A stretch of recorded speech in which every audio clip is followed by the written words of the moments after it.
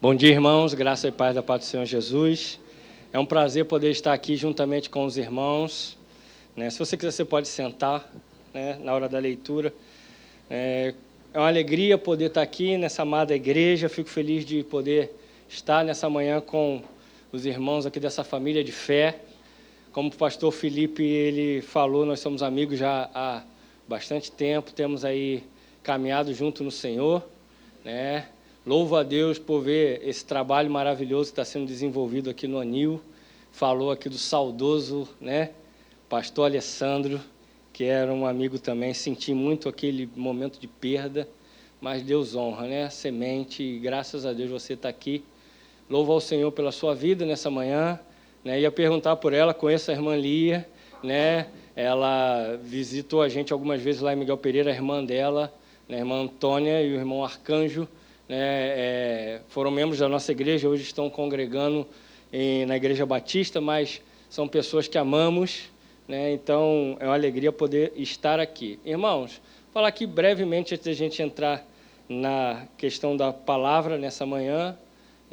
Eu já sou pastor há 11 anos em Miguel Pereira, nós estamos lá caminhando no Senhor, e Deus tem feito coisas assim extraordinárias, mas no final do ano passado, Deus nos abençoou, conseguimos ordenar um outro pastor, pastor Evandro, um homem de Deus, um homem que tem também uma capacidade vinda do Senhor, um homem acima de qualquer suspeita, que estava lá conosco para contribuir e tem contribuído juntamente com os nossos diáconos. Trouxe aqui o Lucas, que é o nosso meninão, Tem o Francisco, que também é outro garotão.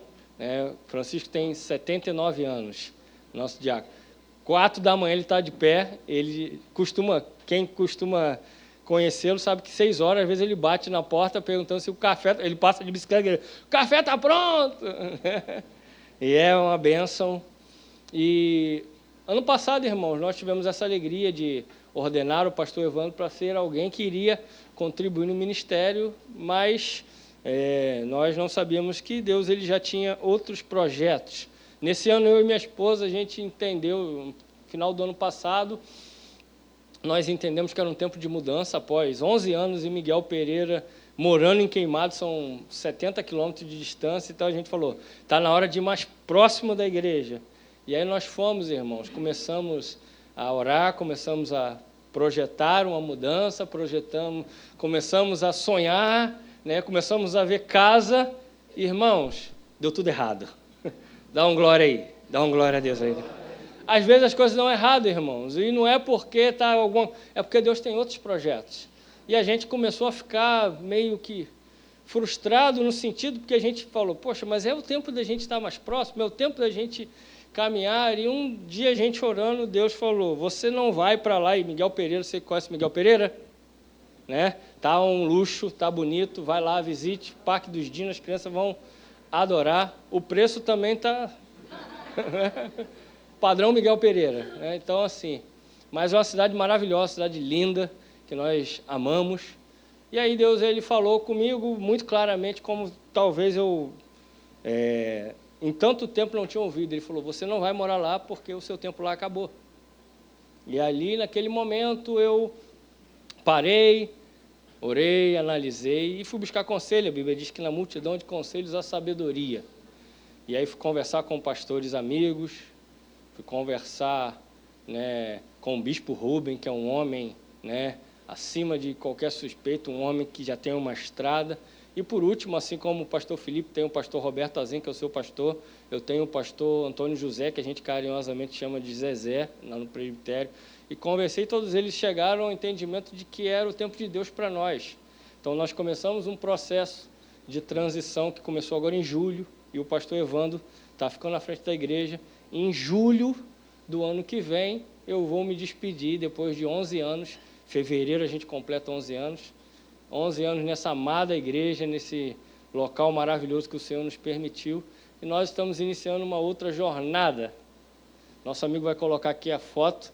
Essa aqui é a foto que essa é minha esposa, E esse aqui é um casal que nós começamos um trabalho, e aqui também é outro casal. Eu vou explicar aqui nós iniciamos na semana passada, né, um trabalho lá em Taubaté, né, São Paulo, interior de São Paulo.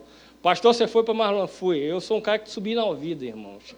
Né? Eu nasci em Queimados, fui batizado pelo pastor Álvaro, e eu passei 7 anos em Queimados. Depois eu fui liderar a juventude em Japeri, né, que é 2 cidades depois, com o pastor Irã. Fiquei lá aproximadamente 12 anos. E aí, depois de 12 anos em Japeri, eu fui para Paracambi, quando eu terminei o IBRMEC, para ficar com o pastor Zezé, para liderar a juventude. Depois eu subi mais um pouquinho, Miguel Pereira, e agora eu estou indo para Taubaté, que é um pouquinho mais distante. Mas lá eu acho que espero fixar a morada. Então, semana passada, irmãos, nós iniciamos um trabalho na cidade de Taubaté. Esse é o nosso primeiro culto, né? Esses irmãos aqui eram da igreja de Nova Iguaçu, lá de Pinda, e moram em Pindamonhangaba, ficaram muito felizes.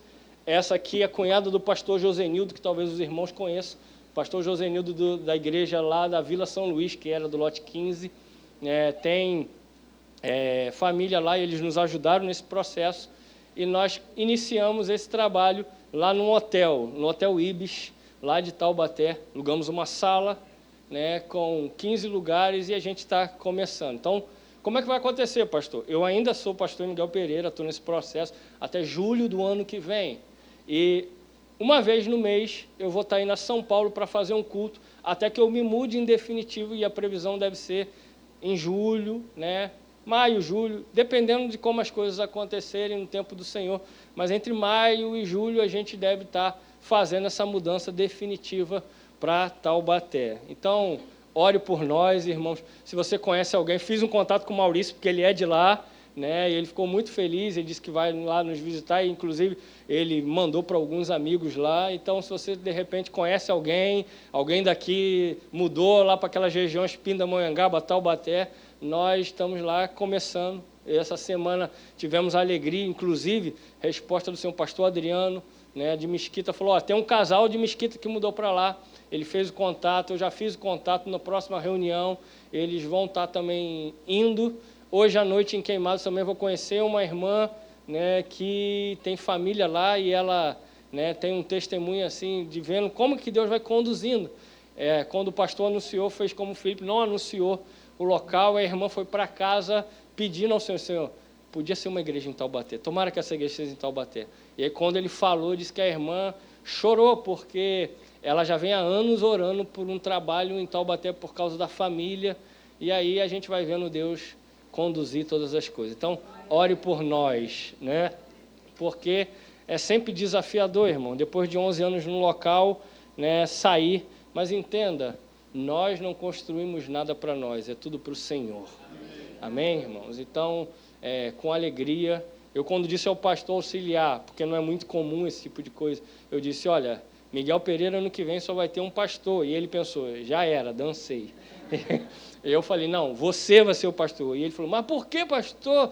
Não, eu falei, calma, rapaz, fica tranquilo. Ele chegou em casa passando mal, a esposa falou, calma. Eu falei, a gente está em paz, a gente entende que é de Deus. E aí eu falei, assim como eu fui conversar, ele foi conversar com outros pastores e irmãos, e ele teve paz. Eu falei, rapaz, você não está puxando meu tapete, não. Se alguém está puxando o tapete, eu estou puxando o meu mesmo, porque eu que estou indo embora. Mas tudo ocorre de acordo com a vontade do Senhor. Amém? Então, lembre de nós em oração, tá bom, irmãos?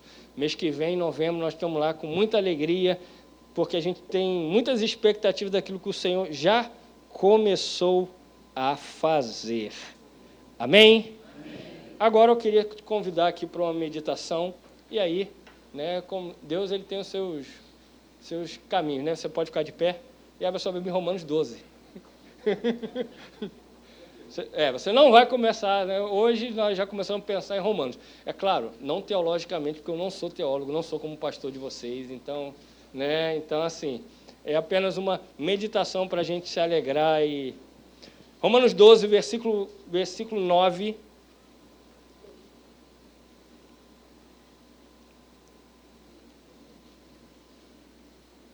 Você achou aí, amém? Amém. Diz assim, o amor seja sem hipocrisia, odeiem o mal e apeguem-se ao bem. Amem uns aos outros com amor fraternal. Quanto à honra, deem sempre preferência aos outros. Quanto ao zelo, não sejam preguiçosos. Sejam fervorosos de espírito, servindo o Senhor. Alegrem-se na esperança, sejam pacientes na tribulação e perseverem na oração. Ajudem a suprir as necessidades dos santos, pratiquem a hospitalidade.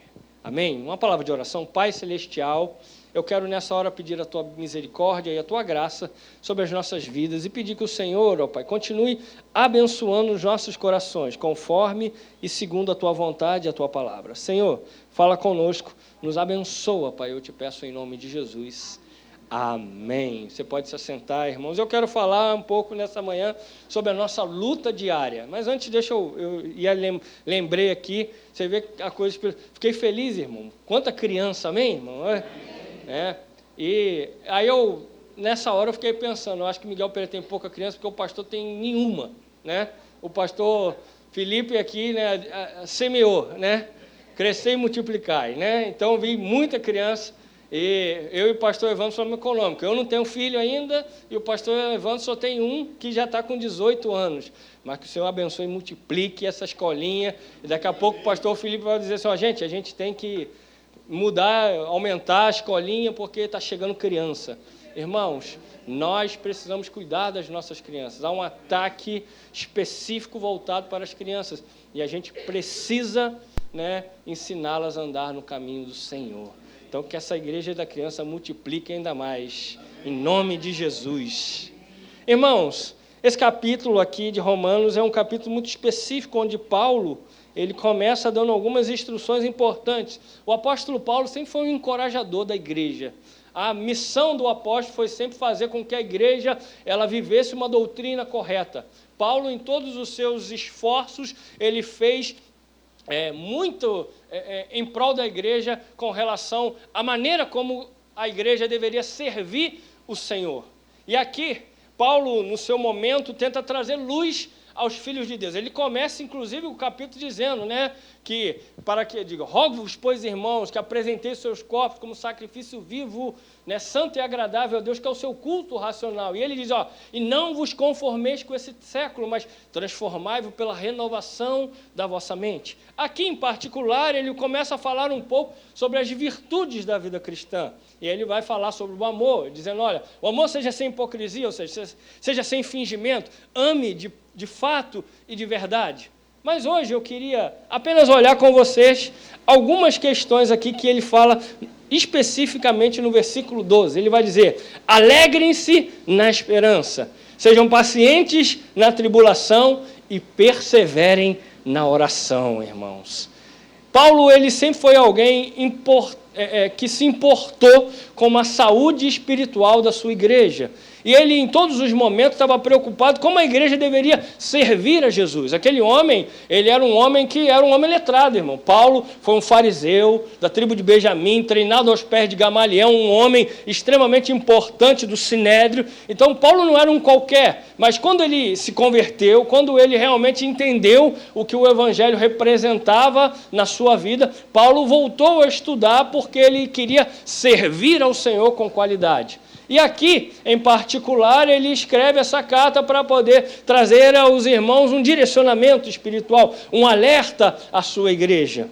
E aqui nós podemos perceber nesse versículo que eu vou falar nessa manhã, ele traz algumas coisas importantes para a nossa vida cristã, né? Porque vivemos uma luta diária, irmãos, principalmente a gente que vive no Rio de Janeiro. Você sabe melhor do que eu, há uma guerra sendo travada o tempo todo. Mas entenda, nós somos pessoas que temos uma expectativa, não nessa terra, mas principalmente no porvir. Amém, irmãos? E ele começa dizendo, alegrem-se na esperança. Vamos lá, irmãos. O brasileiro é alguém, né, que é esperançoso, irmãos. Nós somos um povo que tem esperança, que tem expectativa. Somos um povo que, de alguma maneira ou de algum modo, acreditamos, irmãos. E acreditamos verdadeiramente. Eu não gosto muito de tocar nesse assunto lá na igreja, mas há coisas que são inevitáveis. E nem onde eu vou, mas você vê o período de eleição, a expectativa que é gerada, a esperança, e as pessoas acreditam assim, não, agora as coisas vão melhorar. E é claro, irmão, a gente tem que esperar que a coisa, embora a Bíblia diz que a tendência é que a coisa ela vá, né, se estreitando ainda mais. Mas a gente vive aqui, então a gente tem expectativas, a gente tem esperança, e a gente fica, não, porque se o meu candidato entrar, isso vai melhorar. Se isso acontecer, isso vai melhorar. E entra ano e sai ano, irmãos. E às vezes a gente se frustra, mas a gente deixa de ter esperança? Claro que não. Nós somos esperançosos que um dia alguma coisa vai dar certo. Quando a gente está desempregado, você tem uma expectativa, uma esperança quando alguém diz assim, olha, manda o seu currículo para mim, que eu vou ver lá na empresa onde eu trabalho, e eu vou ver, e olha, para te arrumar uma entrevista. E a gente fica naquela expectativa. Por quê? Porque, afinal de contas, o fulano pegou o nosso currículo, ele vai levar lá no RH, e as coisas vão acontecer. Naturalmente, a nossa vida é assim. Nós somos pessoas esperançosas. Pode acontecer uma situação que deixa a gente, né, um pouco traumatizado, mas na primeira perspectiva de uma melhora, a esperança renasce dentro de nós, né? E a gente vai vendo isso acontecer. E isso é bom, irmãos. Mas entenda, quando Paulo ele nos chama a nos alegrar na esperança, ele está falando de algo muito maior.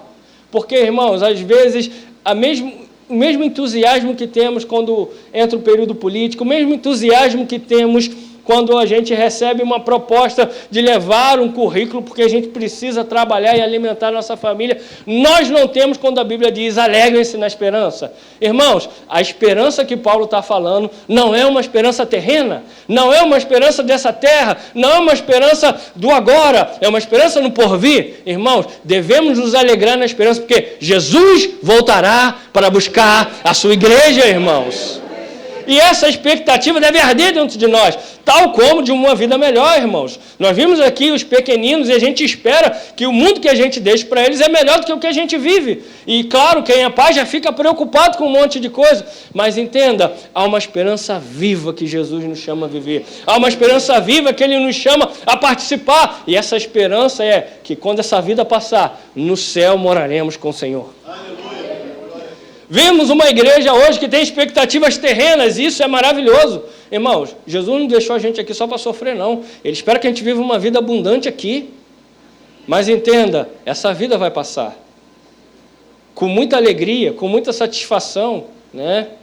Esse ano, irmãos, eu tive, né, não vou dizer o desprazer, mas tive a difícil missão de enterrar a primeira membro fundadora da igreja de Miguel Pereira, nossa querida irmã Dinei, que foi a irmã que abriu a casa para que a gente fizesse o primeiro culto. Mas, irmãos, ela viveu uma vida abençoada no Senhor. 94 anos, irmãos. Lúcida, vivendo, né, uma mulher de oração. Mas entenda, irmãos, por mais que Deus seja bondoso comigo e com você, 94 anos é nada diante de uma eternidade.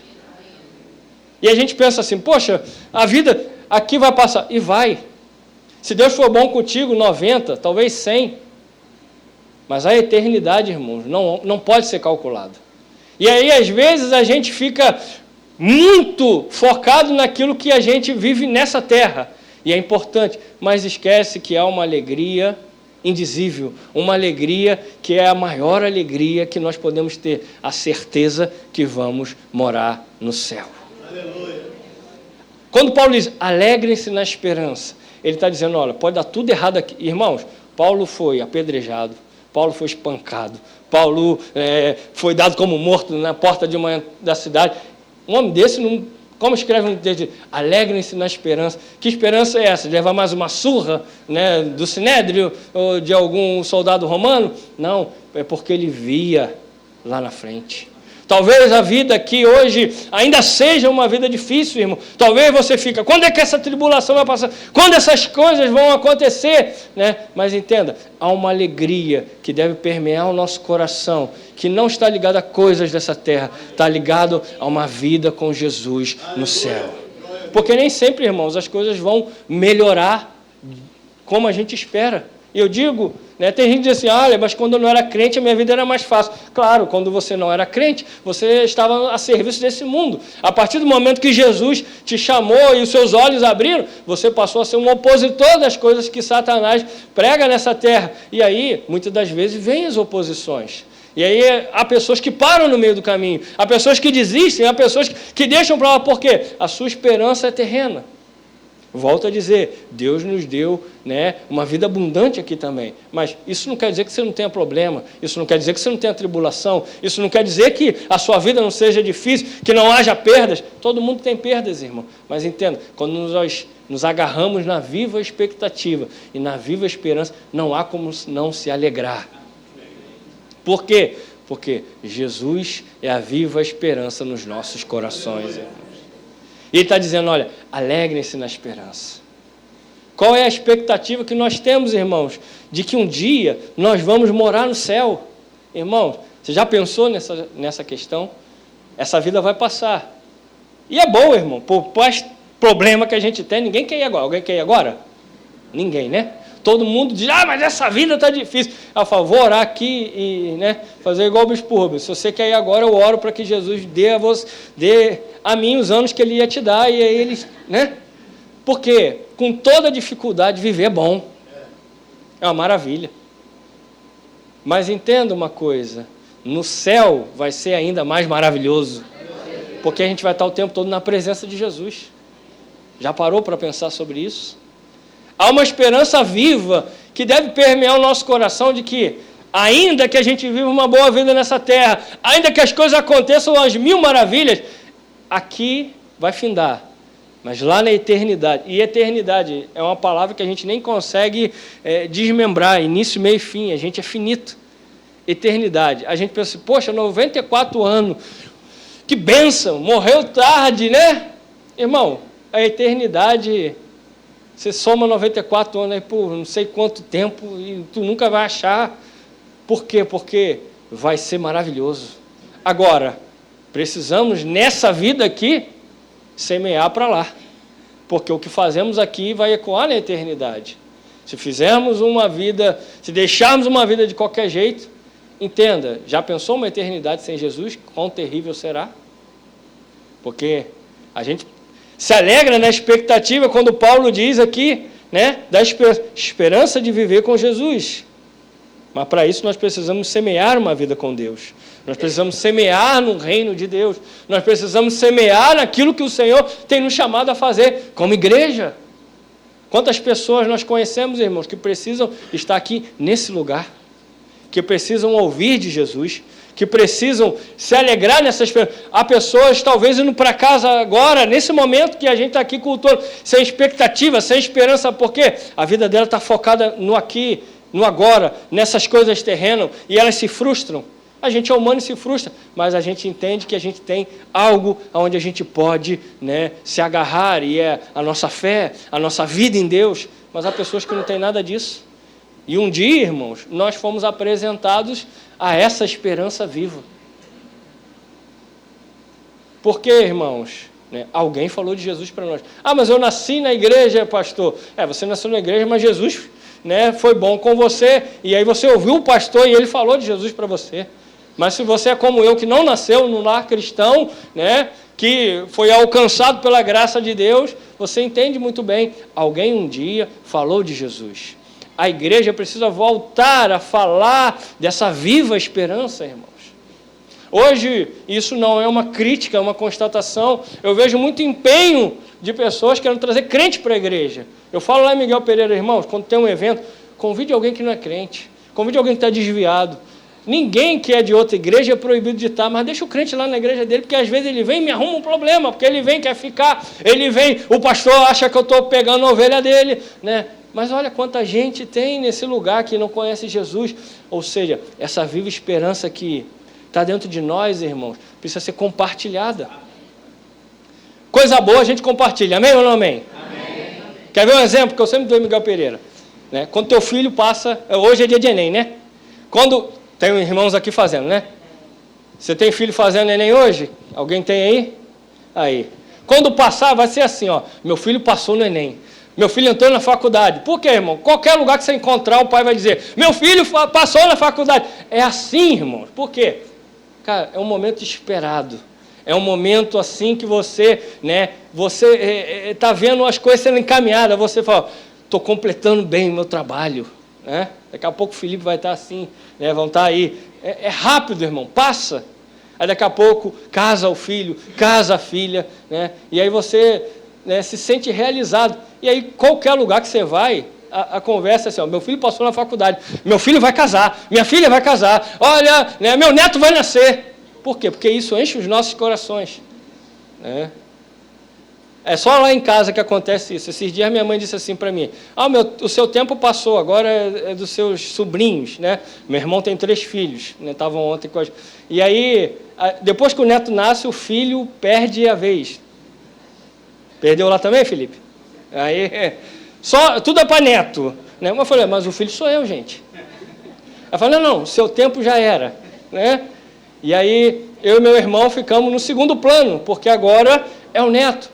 A alegria, a satisfação, né? Aí, viu? Aí, tá vendo? Eu só mudo o endereço. É uma viva esperança. A gente fica feliz quando o neto nasce, quando o filho passa na faculdade, quando a esposa passa num concurso público, irmão. Estou doido para minha esposa passar num concurso público. Esse negócio de pastor é o chamado do Senhor, irmão. Mas falei para ela, ó, passa num concurso aí lá em São Paulo e vamos, vida que segue. Por quê, irmãos? Isso enche o nosso coração de alegria e de esperança. Mas entenda, há uma esperança que encheu o nosso coração há muito tempo, que precisa voltar à nossa boca. Jesus salvou a nossa vida, irmãos. Você tem condição de avaliar quantas pessoas talvez precisem ouvir a sua... Jesus mudou minha vida e pode mudar a sua. Nós deixamos de trazer essa expectativa, nossa expectativa, e tudo isso que eu falei é maravilhoso, irmão, e não deve deixar de ser falado, mas a maior expectativa que nós temos que ter, a maior alegria, né, que nós devemos compartilhar ao mundo é: Jesus salvou a minha vida, e Ele também pode salvar a tua. Quantas pessoas, irmãos, talvez precisem apenas de ouvir uma palavra como essa? O problema é que a gente deixou... Eu lembro na minha época, né? Coisa de minha época é coisa de velho, né?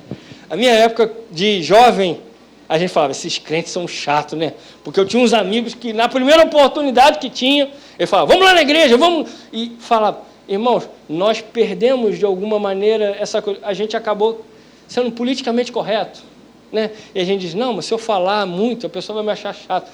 Irmãos, a gente tem que falar daquilo que o nosso coração transborda. E se Jesus transborda no teu coração, fale. Não deixe passar. Sabe por quê? Porque você pode ser o canal de Deus para selar o destino eterno de alguém. Eu estou aqui porque alguém não desistiu de mim. Pastor Felipe está aqui porque alguém não desistiu dele. Você está aqui porque alguém não desistiu de você. Porque havia uma expectativa, uma alegria. E a alegria maior se chamava Jesus Cristo. Alegre-se na esperança. Qual a esperança que nós temos, irmãos? A nossa esperança é viva de que Jesus vai voltar. Mas aqui, até Ele voltar, temos uma viva esperança de que Ele pode transformar qualquer situação na nossa vida. Irmão, você está vivendo um momento difícil? Jesus pode transformar qualquer situação. Essa, né, esperança que nós podemos ter e não podemos nos perder. Podemos olhar para as Escrituras e ver, Jesus é o Senhor da esperança. Olhar para o nosso Deus com expectativa daquilo que Ele pode fazer. Alegre-se na esperança que está em Cristo Jesus. A maior expectativa que nós temos, irmãos, é que um dia estaremos na presença de Deus. Mas Ele vai dizer outra coisa aqui. Ele diz, olha, sejam pacientes na tribulação. Irmão, se tem um negócio que ninguém gosta, é de passar problema. Alguém gosta de passar problema? Não, né? Nem eu. E deixa eu contar o primeiro testemunho que eu tenho de um milagre de Jesus lá na cidade de São Paulo. Muita expectativa no nosso coração para o primeiro culto. Já vinha falando com o hotel já há algum tempo, né?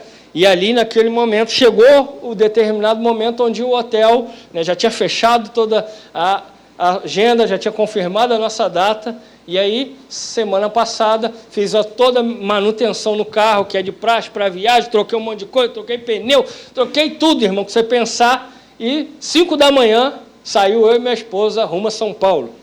Olhei no Waze, 3h20, falei, no máximo aí 8h30, 9 horas, Tinha marcado com uma amiga que nós fizemos lá, que é a corretora, para a gente ver alguns imóveis, porque a gente já está vendo essas coisas para alugar ou para ver se consegue um financiamento. Irmãos, que maravilha! Dá um glória aí, irmão. Glória. Mas eu entrei no hotel, era 20 para as 4 da tarde. Uma viagem de 3 horas, virou quase um dia todo. Quando chegou em Resende, meu carro começou a apresentar um problema. A ventoinha parou de funcionar, o carro começou a esquentar, e eu falei, meu Deus do céu. E aí, aquele momento ali, você começa, né? Já estou na metade do caminho, como é que eu vou voltar para casa? E fica. Parei o carro, vi, botei água, resolvi, parou, andamos mais um pedaço. Quando chegou em Cachoeira Paulista, o carro de novo ferveu. Eu falei, meu Deus do céu, o que está acontecendo com isso? Falei, aí comecei, Jesus, o que está vendo? Que coisa... Que negócio. Aí me recomendaram um mecânico, aí eu fui, subi a rua de Cachoeira Paulista e falou, tem um mecânico ali. E aí quando eu tinha um moço descendo a rua, eu falei, você sabe onde o mecânico mora? Parecia até aquela passagem de Eliseu. Ele falou, o mecânico sou eu. Eu falei, que bênção de Deus. Aí eu falei, rapaz, me ajuda. Não trabalho sábado. Aí começa. O pessoal em São Paulo não trabalha sábado depois de meio-dia. Aí eu falei, meu Deus, aqui no Rio, irmão, dá 5 horas da manhã, se bobear, tem mecânico aberto. E a gente já começa a se deparar com uma outra realidade. Falei, meu amigo, eu sou do Rio de Janeiro. Aí o cara me olhou assim, percebi pelo sotaque, né? Falei, me ajuda aí, porque eu preciso chegar, eu tenho que estar em Taubaté. Isso já era 10 e pouca da manhã. Aí ele falou, olha, eu vou fazer um gatilho aqui, porque a sua ventoinha não está armando, e o problema aqui que o conector, acho que ele queimou. Eu vou fazer um gatilho aqui, mais à frente, coisa de 100 metros, 150 metros, tem um posto de gasolina e ali tem uma elétrica que o rapaz funciona, trabalha. Eu falei, beleza, então agradeci ele, foi embora. Entrei na autoelétrica, irmão. E aí liguei para a menina, falei, olha, meu carro deu um probleminha, já estou consertando, eu acho que... Ela falou, não, então, como vocês estão vindo todo mês, no outro mês você vai... a gente marca. Eu falei, tudo bem. E aí... O mecânico viu, falou, não, vou trocar aqui a cebolinha da ventoinha, o cebolão da ventoinha, vou trocar o conector. Irmão, trocou o cebolão, trocou a ventoinha, que bênção do Senhor, né? Afinal de contas, né, vou continuar seguindo viagem. Peguei o carro, parei para almoçar com a minha esposa, coisa de 1 quilômetro à frente, e aí, carro paradinho, almoçamos, já era coisa de meio-dia e pouco, mais um pouquinho à frente era Guaratinguetá. E aí, irmão, na entrada de Guaratinguetá, o carro começou a ferver de novo. Eu falei, não é possível, Jesus, como é que pode um negócio desse? E aí eu falei, e agora o que eu vou fazer? E aí parava o carro, abria, o negócio estava fervendo assim, águas. Falei, Jesus, esse carro vai explodir uma hora. Minha esposa já assim, eu falei, calma, vamos orar aqui. Aí começamos a orar, naquele momento ali, abri o capô, aí parei em frente ao concessionário, fui lá, perguntei, amigo, eu sou do Rio de Janeiro, preciso de uma ajuda, meu carro está fervendo. Você sabe, olha, acho que tem um mecânico aqui, tal lugar. Aí ele pegou, eu fui de Uber, aí o mecânico falou, olha, você vai ter que trazer o carro aqui, porque eu estou sozinho na loja. Eu falei, tudo bem. Aí peguei, voltei, né?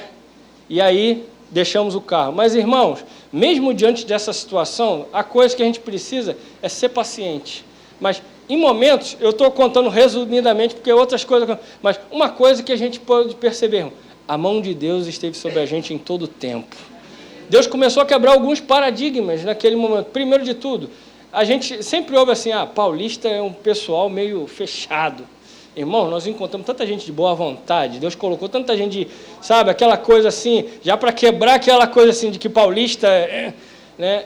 Não, quando eu estava indo lá, o pessoal da concessionária viu minha esposa sentada assim do lado de fora, aí perguntou se ela queria uma água, se ela queria um café, se ela queria ir no banheiro, sabe? O rapaz na concessionária falou, olha, eu só não vou te ajudar porque o teu carro é de marca diferente, o meu Fiat lá era Volkswagen. Ele falou, eu vou ver aqui se eu acho um mecânico. E não sossegou enquanto não achou uma mecânica, irmão.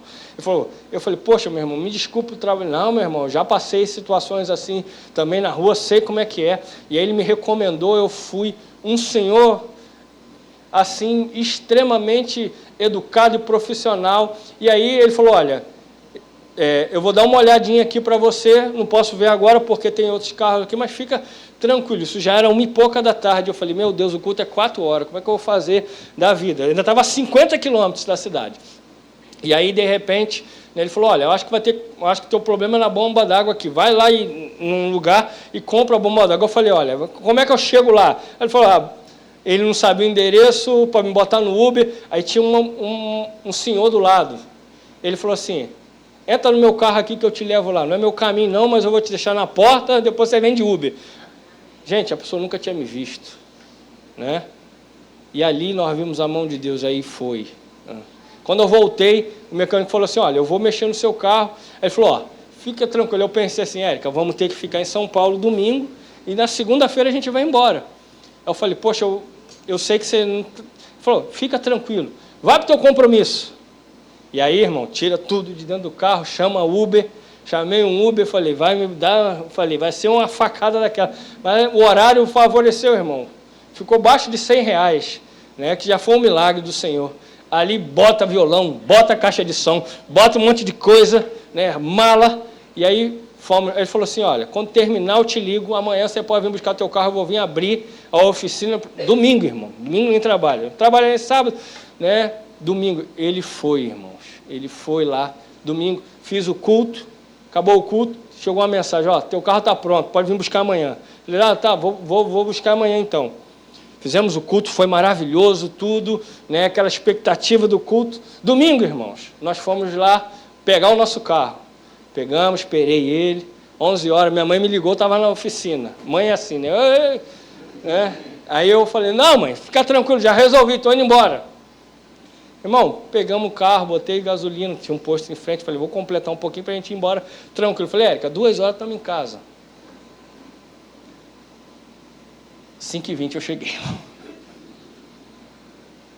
Quando cheguei no mesmo posto do outro lado, né, no mesmo lugar que eu tinha parado do autoelétrico, o carro ferveu de novo. Eu falei, meu Deus do céu, não é possível um negócio desse. Falei, que tribulação é essa, Jesus? Que coisa difícil chegar em casa, chegar em São Paulo. E aí eu pensei assim, mas irmãos, a gente tem que ser paciente. Porque, às vezes, Deus está treinando a nossa paciência para algumas coisas. Porque essas coisas acontecem com todo mundo. Naquele momento ali eu falei, Jesus, eu sou... E aí você vai vendo como é que Deus ele ouve a nossa oração. E eu falei, Jesus, eu preciso chegar em casa. Aí apressei um reboque. Chegou no momento lá, eu estava em... Acho que era Valinhos, o nome do lugar. Agora eu não lembro, acho que é assim. E aí... O carro deu problema de novo. O mecânico que tinha mexido lá, ele falou assim, ó, se acontecer isso de novo, vou te dar um macete aqui. Foi o que salvou a minha vida, irmão. Deus foi... E aí eu, toda vez fazia, o carro dava uma melhorada e foi embora, irmãos. Quando chegou em Valinhos, eu falei assim, eu já era quase 2 horas da tarde, eu tinha que pregar 6 horas numa igreja em Queimada. Eu falei, vou ligar para o pastor e falar, olha, cara, tô fazendo de tudo para chegar. Mas a coisa... E aí eu vi um reboque, falei, o frentista disse para mim assim, olha, você precisa, tem um endereço de um mecânico que eu liguei. Falei, ele sempre vem rebocar o pessoal aqui, é gente boa, ele vai te ajudar. Liguei, ele falou, cara, eu estou em Minas Gerais. Aí eu falei, eu vou fazer um contato com alguém. Aí, de repente chegou um reboque lá, rebocando. Eu falei, Érica, eu vou só apressar aqui um reboque para ver. E aí quando o rapaz falou o preço, eu falei, cara, faz o seguinte, quase que eu falei para ele, põe meu carro aí, leva para a tua oficina e deixa ele lá, porque... Você está me cobrando para levar para o Rio e não vale o preço do meu carro. Né? E ali, naquele momento ali, irmãos, a gente respira fundo, olha para o céu, pensa no Senhor. E eu falei, Jesus, eu preciso chegar em casa. Né? E não sei se é só comigo, mas é com qualquer homem. Se eu estivesse sozinho, irmão, o que eu ia fazer? Eu ia bater o carro ali, trancar ele, arrumar uma carona e ir embora. Mas com esposa, a gente já fica assim, poxa, minha esposa não devia estar passando uma situação dessa. A gente já fica assim, ela percebendo que ela estava se esforçando para não mostrar toda a atenção. Eu falei, calma, vamos... Ela fica, calma, não sei o que... Falei, eu estou calmo, mas a gente fez as mãos... Tudo bem. E aí eu abri o capô do carro, botei água, completei, falei, Jesus, eu preciso chegar em casa. Eu preciso... Me ajuda a chegar em casa. Irmão, o carro foi... E aí Jesus opera, irmão, um milagre. Né? Já estou até adiantando o outro do perseverar em oração. Porque naquele momento de tribulação ali, irmão, o carro andou 80 quilômetros sem ferver. Cheguei em Barra Mansa com o carro. Quando chegou em Barra Mansa, o carro parecia que ia ferver de novo. Eu entrei, aí tinha uma garagem de ônibus, eu pedi uma ajuda de novo para poder mexer. E aí veio o cara da manutenção e falou, não, vou resolver teu problema aqui, amigo, para você chegar em casa. Ele fez um gatilho na ventoinha, porque ela estava armando e desarmando, e o carro estava esquentando. E ele falou, assim você vai chegar em casa sem o carro ferver. Irmão, o carro chegou em casa, dá um glória a Deus aí. Naquele momento ali, eu falei para minha esposa, eu amo queimado, você sabe, mas eu acho que eu nunca fiquei tão feliz de ver a entrada desse lugar na minha vida. E era 5h20. Mas o milagre maior, irmãos, é que às vezes a gente precisa ser perseverante quando a tribulação chega. Porque no outro dia eu falei assim, agora no outro dia eu vou ver com o mecânico o que resolve da vida. Irmãos, fomos para o nosso culto, adoramos o Senhor, foi maravilhoso.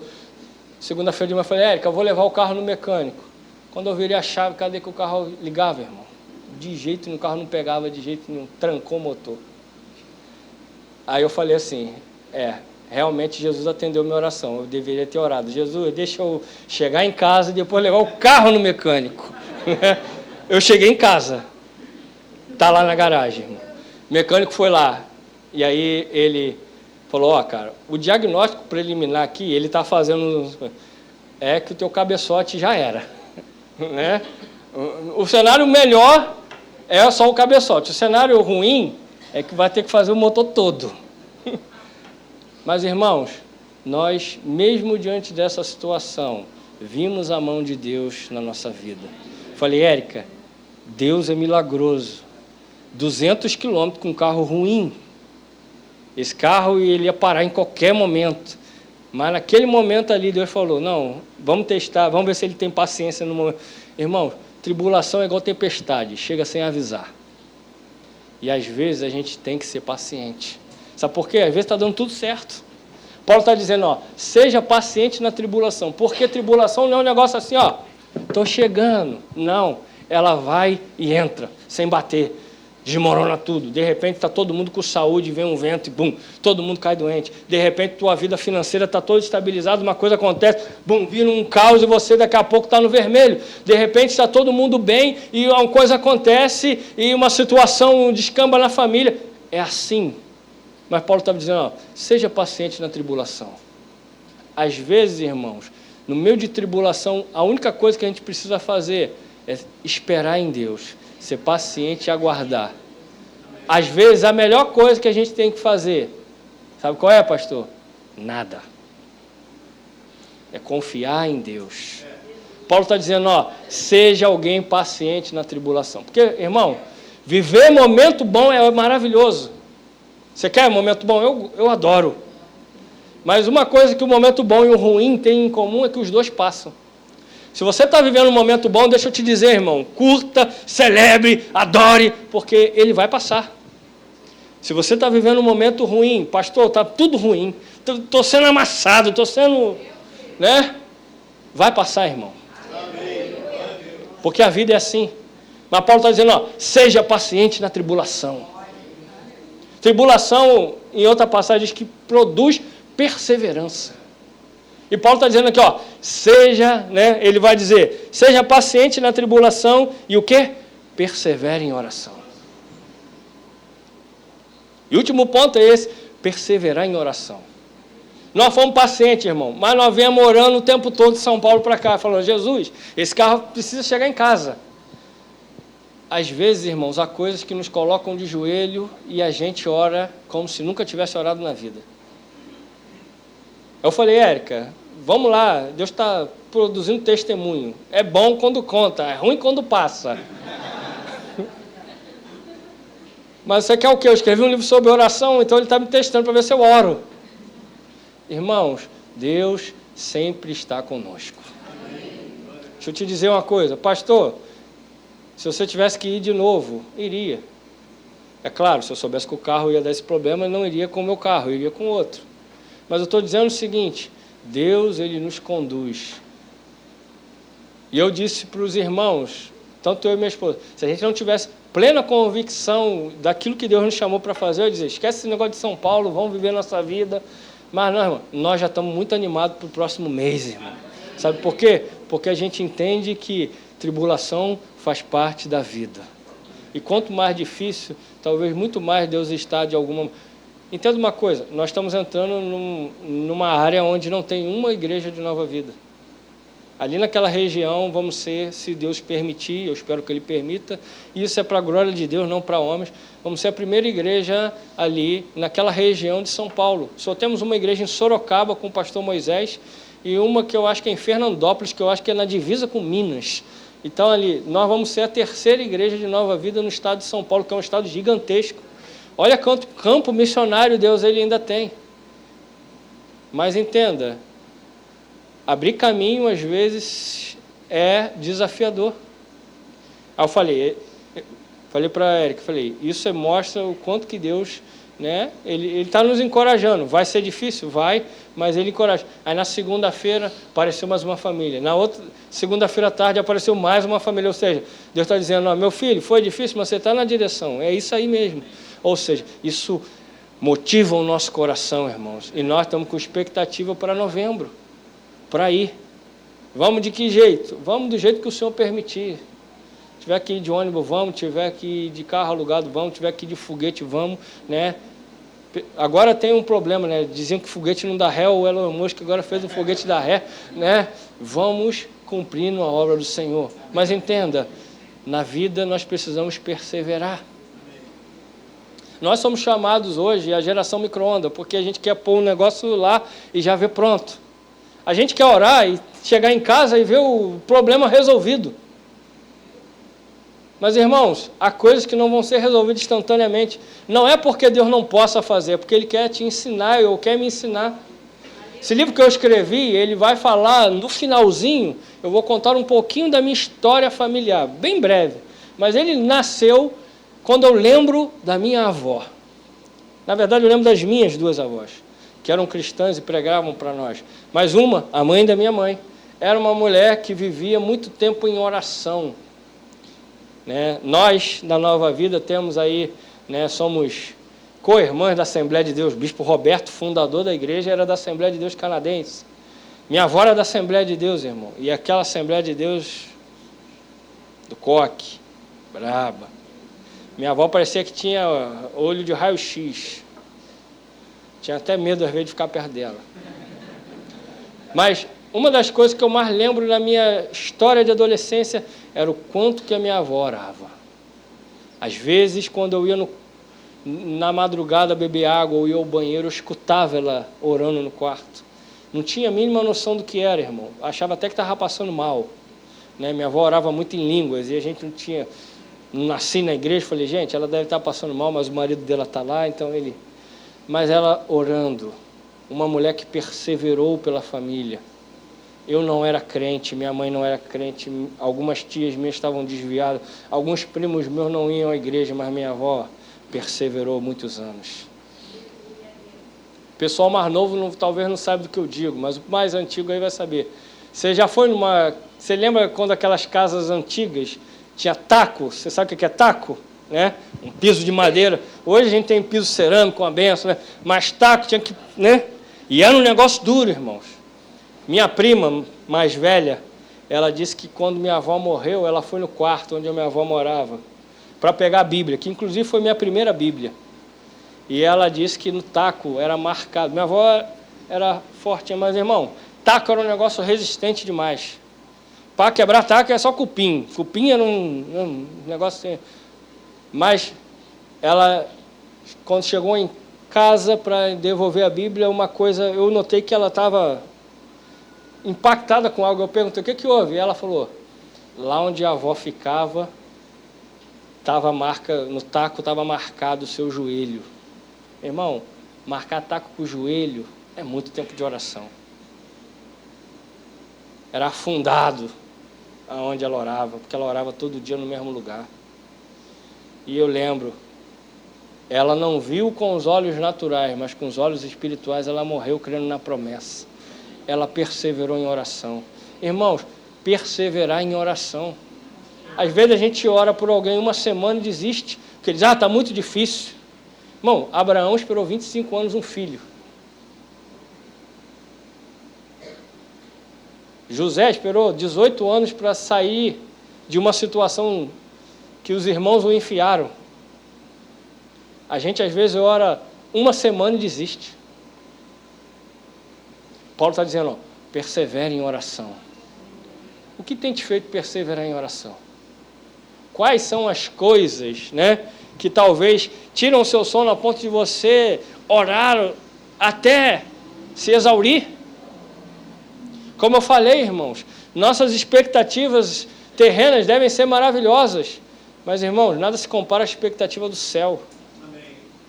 Melhor do que o filho passar numa faculdade, do que casar, do que ter bons filhos, é ir morar com Jesus no céu. Bispo Walter fala uma coisa que eu particularmente concordo. Ele diz assim, às vezes a pessoa diz assim, não é crente, mas pelo menos casou com uma boa moça ou com um bom rapaz. Pelo menos não basta, meu irmão. Sabe por quê? Porque Deus não quer pelo menos. Deus, Ele quer que a gente viva uma vida intensa na presença dEle. Não vai ter pelo menos entrou no céu. Vai ter assim, entrou no céu porque conhece Jesus. Mas para isso a gente precisa perseverar em oração. Irmão, todos nós temos uma lista de desafios. Temos pessoas que falam, essa pessoa desafia a lógica. Eu tenho uns lá em Miguel Pereira que eu fico pensando assim, meu Deus, Jesus deve gostar muito dessa pessoa, que não é possível, Jesus. A pessoa, ela literalmente, ela está se matando e não morreu ainda porque Jesus não deixou. O médico diz, olha, toma remédio controlado, não pode beber, enche a cara. Eu falei, essa pessoa está brincando com coisa séria. Eu falei, essa pessoa não morreu ainda porque Jesus deve ter um plano na vida dela. Há pessoas que desafiam a lógica, irmãos, mas a gente não pode desistir delas. Minha avó não desistiu de mim. Hoje eu estou aqui, tenho plena convicção que foi porque ela lá atrás não deixou de orar. Irmãos, um dia eu cheguei na casa dela e o diabo afronta mesmo, né? Cheguei de cabelo grande, imagina, eu de cabelo grande, de brinco na orelha. Meu Deus, fala mesmo, meu Deus. Eu só não cheguei tatuado porque minha mãe falou que tatuagem, se eu fizesse, não ia entrar em casa. Então eu gostava de morar onde eu morava. Né? Eu falei, mãe, eu vou fazer uma tatuagem. Ela falou, você escolhe, se você fizer uma tatuagem, você sabe que, né, você não vai entrar mais em casa. E aí eu gostava muito de morar na minha casa. Então a tatuagem ficou. Porque senão eu ia chegar tatuado de brinco e de cabelo grande, irmão. Mas tu acha que a minha avó falou assim, puxa vida, ele tá piorando, vou desistir. Ela continuou me tratando da mesma maneira, irmão. Meu irmão, ela orou que minha orelha inchou, que eu tive que arrancar o brinco. Ô, glória, né? Falei, esse negócio não serve para mim, não. Minha orelha ficou desse tamanho, falei, vou perder a orelha aqui. Era minha avó orando. Nós, às vezes, deixamos de perseverar. Por quê? Porque está difícil. Irmão, difícil vai ser passar a eternidade sem Jesus. Nessa terra, enquanto tem gente, enquanto a vida, continua se tendo esperança. Seu filho, seu marido, sua esposa, seu avô, seu pai, sua mãe, se ele está vivo, ainda tem jeito, porque Jesus é o Senhor de todas as coisas. Mas talvez você precise perseverar um pouco mais em oração. Talvez você precise orar um pouco mais. Estou orando, mas nada. Estou orando e está piorando. Entenda uma coisa, às vezes Deus precisa destruir algumas coisas para construir. Às vezes algumas coisas precisam piorar a ponto de melhorarem substancialmente. Porque Deus não constrói nada em base podre. Às vezes você vai num lugar e você vai dizer, o alicerce está condenado, tem que derrubar e fazer outro. Parece que está tudo bom, mas o alicerce está ruim. Às vezes na nossa vida espiritual ele vai piorar. Você fala, mas eu orei e piorou. Continua orando que vai melhorar, irmão. Por quê? Porque ele vai tirar toda a raiz do mal para poder construir algo fabuloso. Então, irmão, persevere em oração. Paulo nos dá esses 3 conselhos.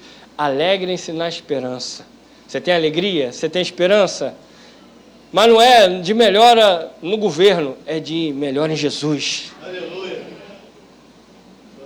Está passando um momento de tribulação, irmão? Seja paciente. Entenda que às vezes o melhor que você pode fazer é nada. É dizer, Jesus, eu ainda não tenho uma solução, então eu não vou fazer coisa alguma. Porque tem uma coisa, às vezes a gente se precipita e quanto mais a gente mexe, pior a coisa fica. Você diz, mas eu tentei resolver. Mas tem hora que a única coisa que vai resolver é não fazer nada. É esperar Jesus falar. E a gente, às vezes, não gosta de esperar, né? Uma das coisas que eu digo no livro é que todo mundo crê em oração, né? Você crê em oração? Isso aí é quase que unânime. Mas, às vezes, a gente faz tudo, aí quando tudo dá errado, a gente ora. Quando, na verdade, a gente deveria orar para depois fazer tudo. Mas a gente é assim, porque a gente não aguenta ficar parado. Né? Vai dando um negócio na gente, a gente diz, eu tenho que fazer. Mas, às vezes, irmãos, a melhor coisa que você tem que fazer é nada. É esperar em Jesus. Porque Ele é quem faz todas as coisas. Mas entenda, persevere em oração. Fazer nada é esperar em Jesus orando. É semeando, é orando, né?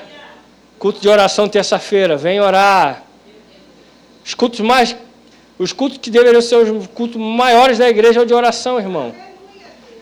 Às vezes a igreja tem que fazer numa sala pequena porque vem pouco irmão. Irmão, o culto de oração tinha que ser um culto que tinha que ter gente na porta. Porque é importante orar. Porque quando a gente está atribulado, né? Eu falo do Miguel Pereira, tem gente que quando está atribulado, se o pastor fazer um culto de meia-noite a 1, ele vai ser o primeiro a chegar na porta. Mas quando a coisa dá uma melhorada, ele dá uma escapada. Entenda, a vida cristã é de perseverança. Todo dia perseveramos. E a oração deve ser algo que não se aparta. Irmão, crente e oração é igual... Tem que ser uma fusão perfeita. Não existe crente que não ora. Não existe crente que não dobra o seu joelho. Eu digo dobra o seu joelho no sentido figurativo. Você pode orar no banheiro, você pode orar dentro do carro, não com ele dirigindo, né? Parado ali. Você pode orar quando está, né, botando seu filho para dormir. Né? A mãe de John Wesley tinha uma cadeira de balanço, que ela tinha 6 filhos que tinham que tomar conta. E ela dizia assim, a mamãe vai botar um pano na cabeça aqui e vamos brincar de esconde-esconde. Era o momento que ela conseguia distrair as crianças para orar. Ela não abria a mão de orar. Irmãos, não abra mão da oração. Não abra mão de perseverar. Está dando errado, uma hora vai dar certo, irmão. Porque Deus é poderoso, Ele ouve. Então, siga esses conselhos de Paulo e eu tenho certeza que a sua vida vai ser outra em nome de Jesus. Amém? Deus abençoe a sua vida. Pastor Felipe. Jesus, passei do horário.